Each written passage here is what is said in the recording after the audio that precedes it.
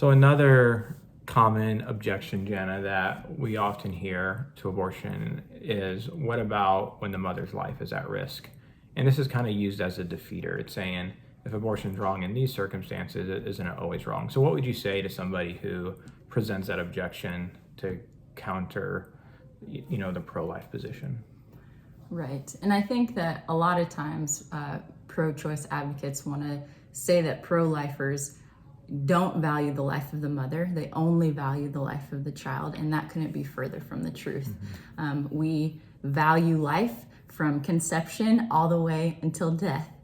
Just like that little baby in the womb is just as valuable and important and made in the image of God, just as the elderly person who's 102, living in the nursing home. And so we want to fight for the rights of people because they have intrinsic value that's been given to them. And so with that said, both the mother and the child, both are valuable and worth the fight, right? And so a lot of times it can be said that if a mother's life is at risk and there's no other option than to take the life of the baby to save the mother.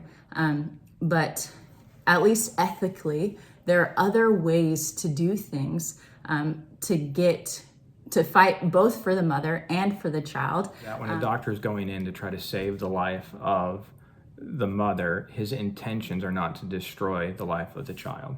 And so, and then the idea that would be unacceptable to a pro-life doctor, or to hopefully to any doctor who swore to do no harm, but the idea that tearing apart a child limb by limb, then crushing their skull and removing them from the uterus would be acceptable in any circumstances doesn't make sense.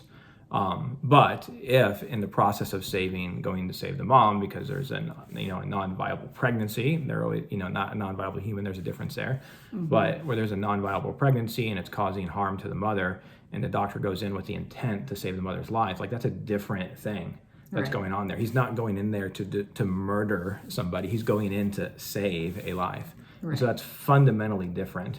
Now, that's not the only situation that happens with this.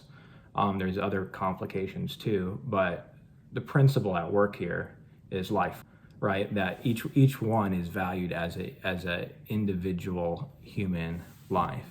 And, and let me just ask you this, Jana, to any mom out there, if you treat her child as subhuman or not a child, especially in difficult circumstances, is that helpful? No, it's not helpful.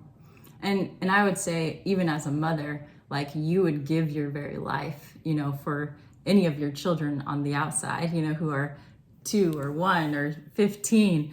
And all the more, I've even heard stories of women refusing even treatment because they want to save the life of their baby. But there are even cases, where say cancer, the woman decides to push off the treatment so that the baby can maybe get to a more viable place where they can live outside of the womb before she starts treatment, or different things like that. So there's different things that can be done. And it's almost like we need to take a pause and not just assume that abortion's the answer for this, but take a pause and find a different route for what could be done instead of just taking the life, murdering the child. I think one of the principles at work here too is that when you create a culture of life, you actually empower the mom they have the ability to make those decisions, because you're affirming the life of the child, you're affirming the motherhood of the mom. And so that empowers her if she does choose to make those sacrificial decisions, like pushing off, certain treatments and things like that. She has the information she needs to even do that.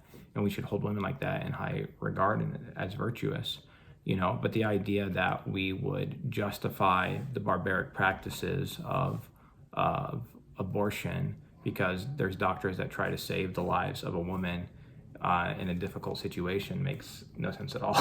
Right. And again, the principle at work is that the mother and the child and both the baby have value in life. And even philosophically, if you're trying to save the life of one and you're unable to help the other, it's not because you have disregard for the second, but it's because you do have value for life. Right. And so the principle of the pro-life argument is still there. And I'll say this as well. I've never met a pro-lifer that doesn't value the life of the mother. No. Where this is such a minority of cases, and we know later on in pregnancy, abortion is more dangerous than childbirth. So I don't think there's a practical point really to be made with this, but there's definitely not a philosophical one, because the principle is still at work, and that's that human life matters. Right.